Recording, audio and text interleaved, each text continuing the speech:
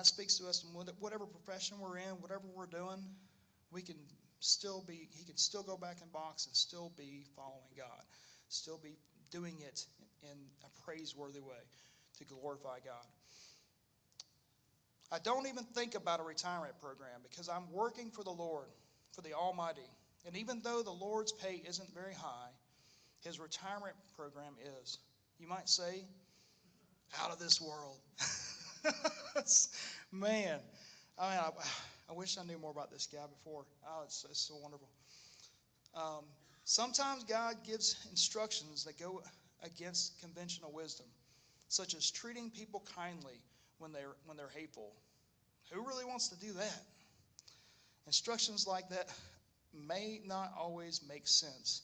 So that's why I need to trust and obey the one who inspired them.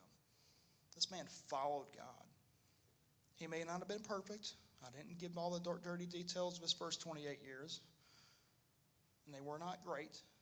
But that moment of change, that moment of coming to Christ, actually almost like a Pauline kind of coming to Christ, of shutting him down and killing him to bring him back alive and change his life. And then seeking him. So how do we have that fruit of the Spirit of goodness? Just like the rest of these, it first comes to submitting to Jesus. And I know that's a hard thing in America, in this individualist mindset of it's all about me. But it first starts with submitting. And then repenting. Repenting for your past.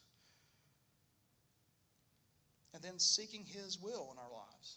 In everything we do. Whether it's boxing, whether it's driving a truck down the road and Atlanta highways and trying not to, say bad words at them.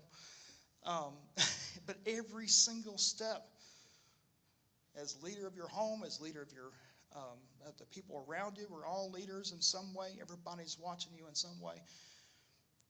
As whatever you're doing, cleaning floors. Martin Luther King's favorite, one of my favorite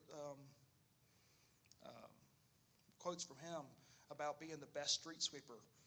And it's like, if you're going to be a street sweeper, be the best street sweeper there's ever was for the Lord, for God, right?